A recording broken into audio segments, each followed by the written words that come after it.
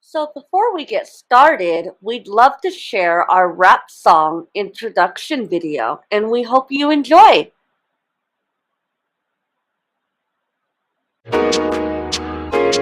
Yeah, okay, organic base, this is what you need. Take you to the future, live a life that can be disease-free. All these toxins are taxing on our bodies, no doubt. All these GMOs and these processed foods we can live without. Yeah, wanna see you live a long time. Contaminants in our water and our food supply. From the meat to the dairy and the fish, what a shame. Not realizing that my insides were inflamed. Hold up, I know it's hard to digest, that's right. I found an organic plant-based website. I even got the app, yo, this is where it's at. Promoting a healthy life, it's time to put it on the map. Assuaged, trust you don't wanna miss. It's time for you to be your best, be your healthiest. Assuaged, trust you don't wanna miss. It's time for you to be your best, be your healthiest. Hey, Assuaged, let's go.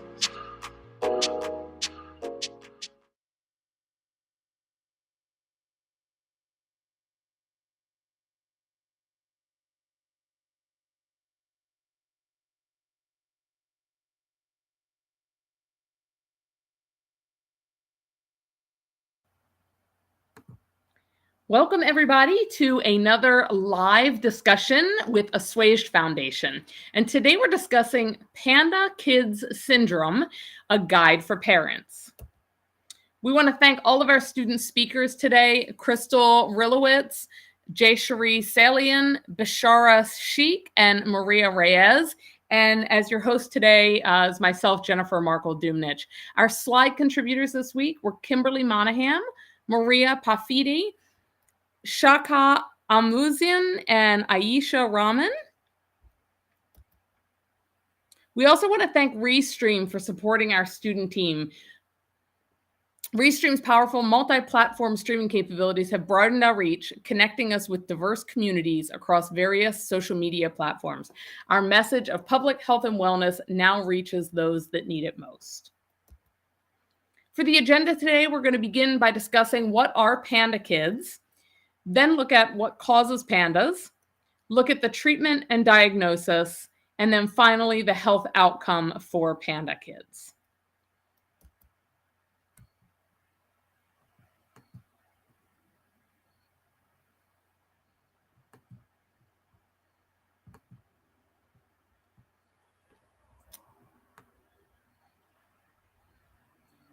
And Bishara, are you there? Yeah, so what is PANDAS? PANDAS stands for pediatric autoimmune neuropsychiatric disorders associated with streptococcus. The syndrome causes sudden changes in children's personality, behavior, and movement after a streptococcus pathogen infection.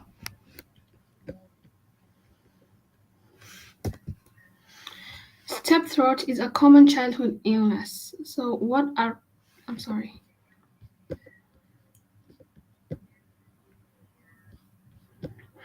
strep throat is a common childhood illness. Some kids get it again and again, and a simple round of antibiotics usually clear it up.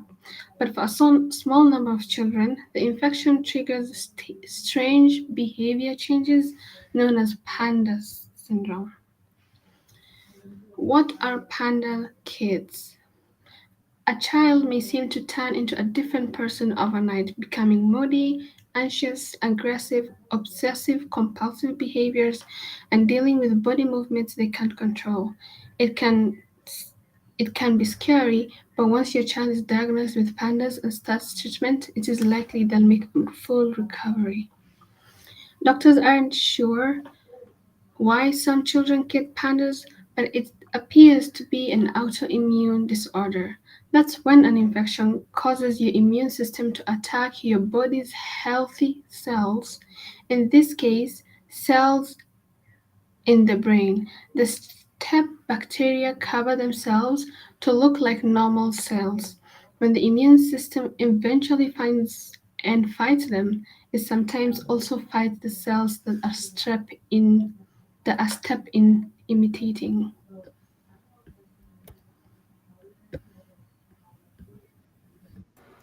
PANDAS symptoms. There are signs of obsessive compulsive disorder, OCD, tics, or both. The changes to a child's personality and behavior are quick and dramatic. They start abruptly and closely after a strep throat infection. OCD causes thoughts that they can't put out of their mind or an urge to repeat certain actions over and over. Tics are sudden movements or sounds your child repeats over and over and can't control. They may blink a lot or jerk their head. They may grunt, clear their throat constantly, or repeat words. If your child already has OCD or tics, PANDAS will suddenly make their condition much worse. More PANDA symptoms. Uncontrolled, jerky movements. Symptoms of ADHD such as hyperactivity, fidgeting, and trouble paying attention. Anxiety, attacks, or fear of being away from parents or other caregivers. Depression, behavior they'd grown out of like temper tantrums or baby talk. Joint pain, moodiness, irritability, and crying or laughing at inappropriate times. Sensory problems, including being very sensitive to light and possibly seeing or hearing things that aren't there. Sleep problems, and bedwetting, peeing more often during the daytime, or both. Diagnosis: a test for the strep bacteria or a history of the bacteria is necessary to confirm your child has PANDAS, which can mimic other disorders. If it doesn't show up after a throat swab or antibody test, the doctor should check other places strep tends to hide, like the sinuses or your child's bottom and genitals. A blood test can show whether your child had a recent strep infection even if they've recovered.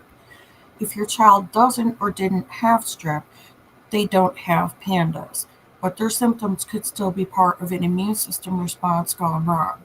PANDAS is a part of a larger group of autoimmune diseases that affect the brain called pediatric acute onset neuropsychiatric syndrome, known as PANS. The symptoms are similar, but they may be triggered by something other than strep. Your child's doctor may order blood tests or brain scans to see if a different infection or something else entirely is causing the symptoms.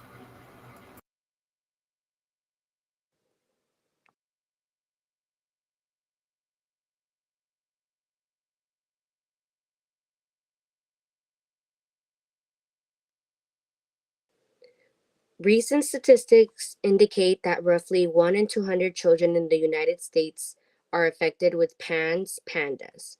Not all doctors have experience diagnosing PANDAS. Your child may need to see a rheumatologist or an immunologist or someone who specializes in strep infections. A referral to a psychiatrist or psychologist will probably be part of the treatment plan. Treatment facts. The sooner you can diagnose and treat PANDAS, the better the chances are that the symptoms will go away.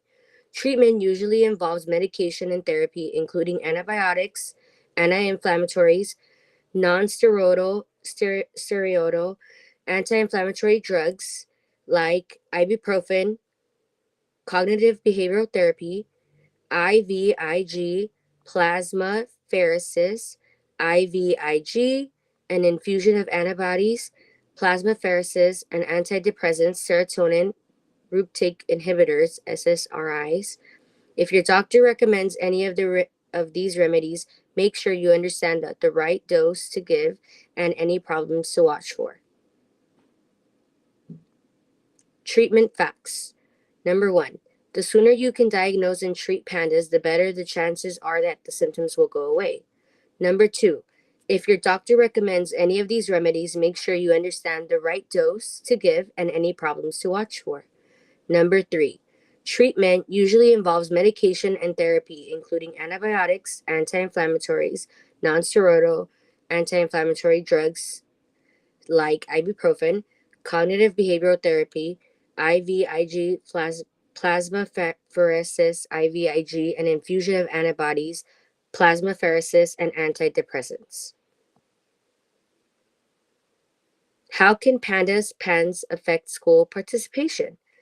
It can affect attendance due to lack of sleep and fatigue, cognition, affecting behaviors, academics, including reading, writing, and math, and sensory overload, fine motor skills, handwriting, and task completion, perceptual and physical issues that affect fine gross motor skills, urinary frequency and control, ability to eat normally, and social issues with peers.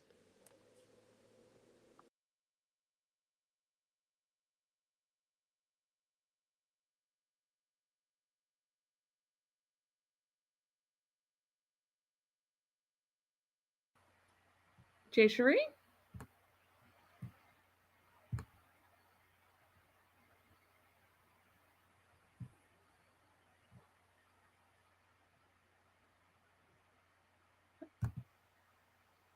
You're in now, Jayashree, I think. Health outcomes for pandas. It may take time to recover completely with treatment. Sometimes symptoms tend to slowly get better over several months once the strep infection clears, but there may be ups and downs. PANDAS is likely to come back if your child gets a strep again. Sometimes all it takes is exposure to the germ. To help your child stay healthy, teach good hygiene, good habits like wash hands, change toothbrushes often, and stay away from sick people. More on the health outcomes. Doctors may prescribe antibiotics long term to try to prevent new strep infections. Some children have their tonsils removed. It's rare for kids older than 12 to have reactions to strep infections, but that doesn't mean your teenager is out of the woods. It is important to note the symptoms and get medical help quickly when they seem to appear. Resources for parents. Parents of children with PANDAS can find helpful resources on the PANDAS Network website. The site offers the latest research articles or news, lists of doctors and support groups, as well as downloadable guides and resources. Additionally, the International OCD Foundation provides information on OCD in children and a fact sheet comparing OCD to PANDAS and PANS. More resources can be found here, which is PANDAS Physicians Network, National Institute of Mental Health, International OCD Foundation, Rare Disease Toolkits, and lastly, the Balanced Mind Parent Network.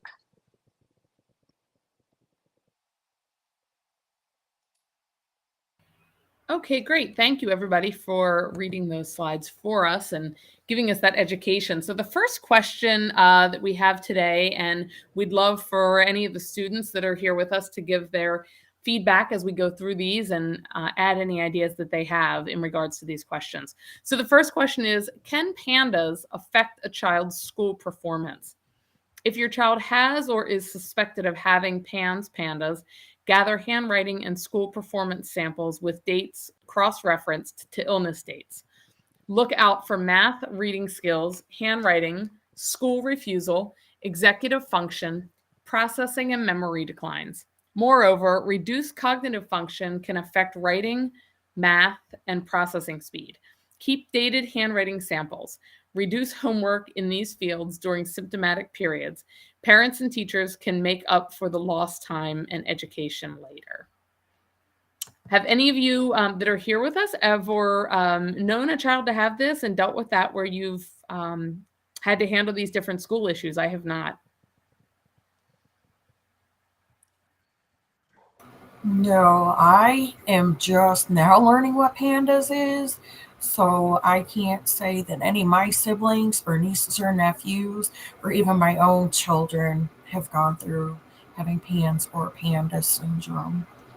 Yeah, I have. Here, even I have not come across, I honestly, I never knew this would be this serious. because I think it's just, I mean, the symptoms are so, so common. I bet it would be hard for the parents to diagnose it. I would think so as well. And a lot of the symptoms remind me of symptoms that students get special assistance with in school if they're symptoms that happen all the time. But given that these symptoms can come and go, it's interesting because they may not have access to the special resources at school, during that time where they need it. So it's fascinating. I never knew that this existed at all until you all put this presentation together. So. Of course, I mean it's painful to know that they would miss out on so many things because of that. It's clearly distractive.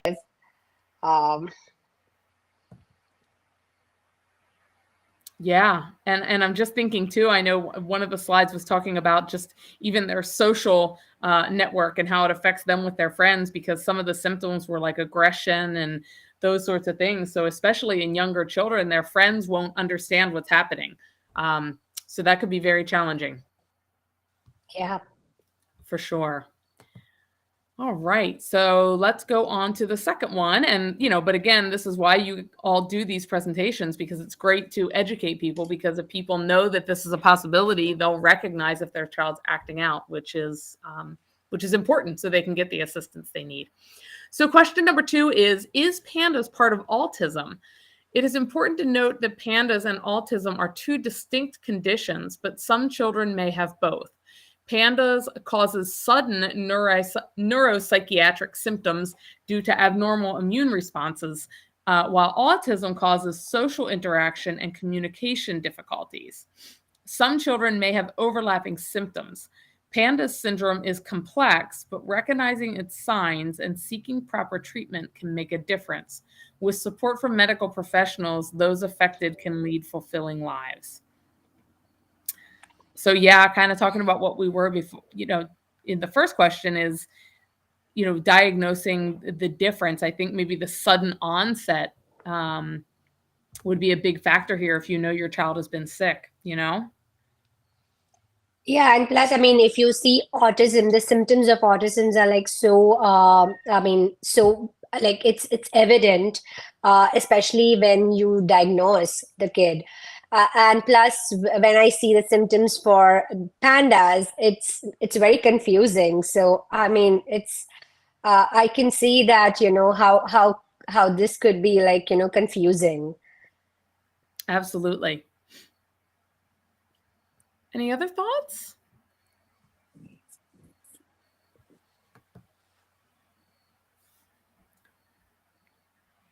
Okay, so we'll get ready to go on to number 3 here. But yeah, I think it's, at least in my own mind, unless I'm missing something with it, it's really seeing that sudden behavior change in your child that I think would alert me to be like, wow, we probably should look in to see what's causing that, right? Because kids can act out for all sorts of reasons, but now knowing that it could be something like this just adds another option to considering it tested Yeah.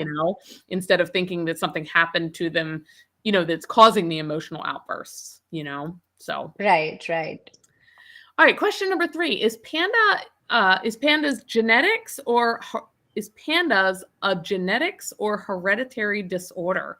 There is strong evidence from research and studies that suggest a connection between PANDAS, PANS, and genetic or hereditary factors. Although a specific gene has not been identified as the direct cause of the disease, there are various family factors that could help to explain the symptoms and reactions of an affected child. I know strep in general is, for whatever reason, something that some people are prone to getting and other people don't get it. I know that myself in particular, I've never had strep my entire life.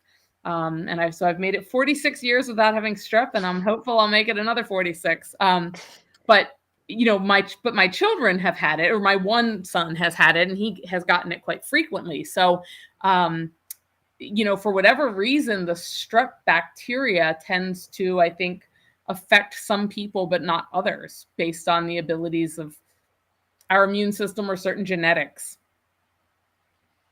Yeah, I mean, I think it makes sense. But then what I'm thinking right now is if it is genetic, I am not sure about reading about this anywhere. I mean, I'm not a mother yet, but then I want to know it from you. Like if you have read it somewhere in a clinic or, somewhere where the child care education I mean, you availed for some child care education because I think this is like because the symptoms are so common. I feel like it's good to educate the new mothers about Yeah, this.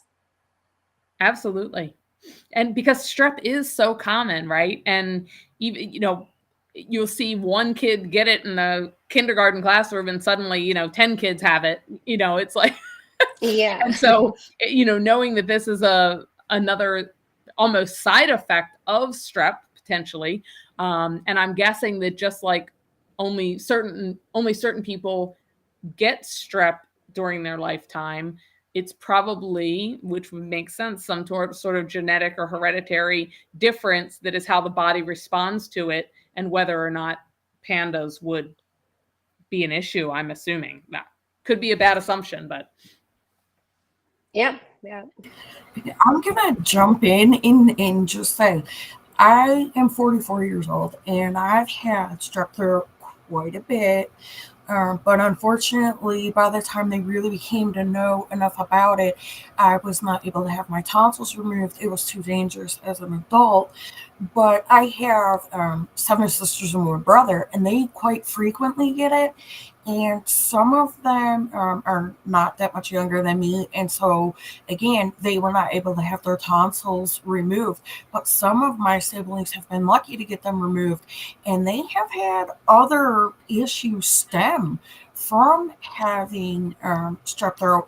And the doctors are like, well, we don't exactly know what caused this. And now I'm wondering if this, could be related to pandas and pans from when they were kids.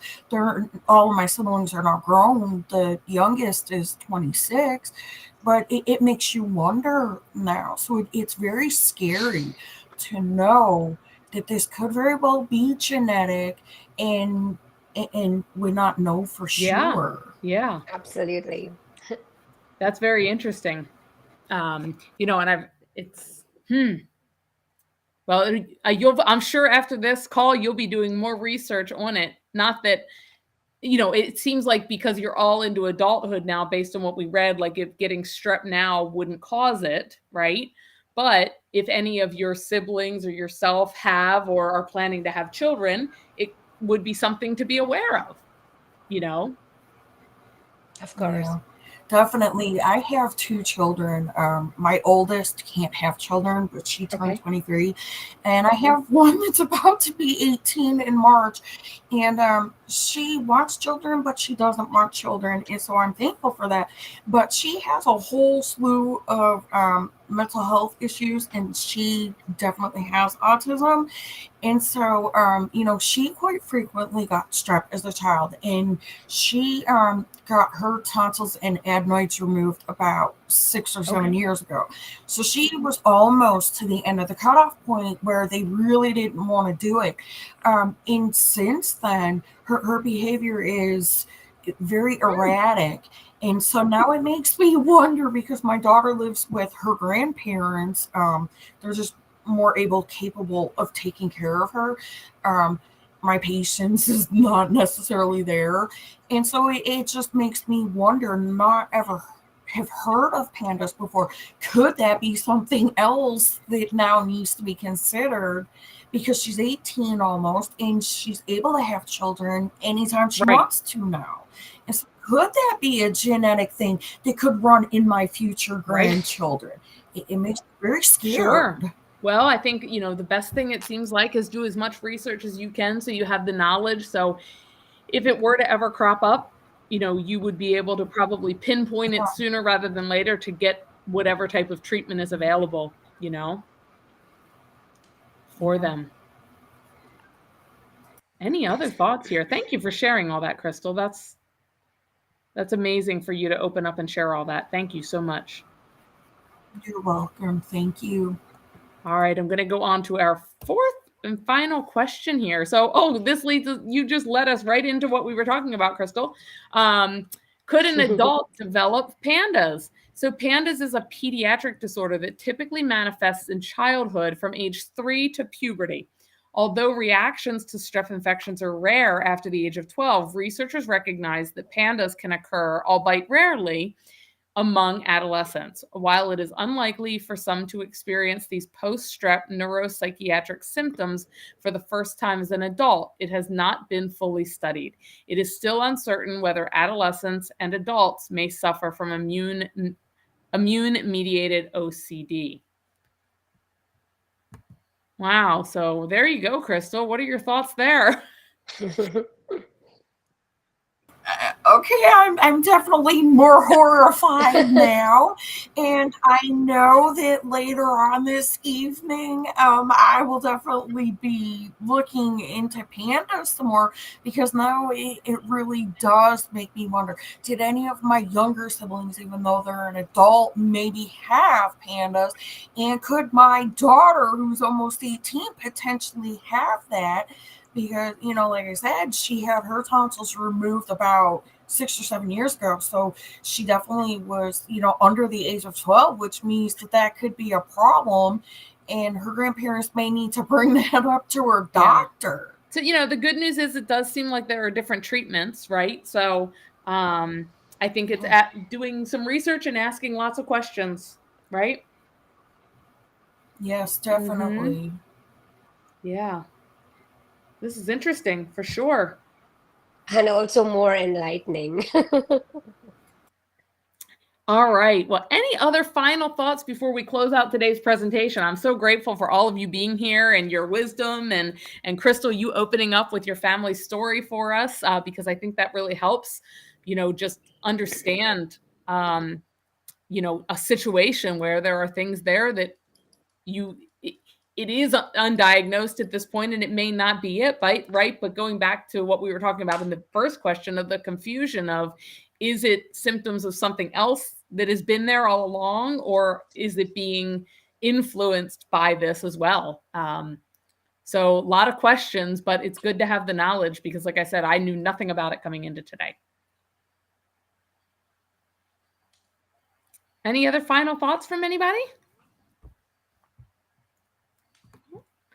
Awesome. Well, I just want to, again, say thank you to everybody on behalf of Assuaged Foundation. We hope that you found this information educational and very useful in your own lives.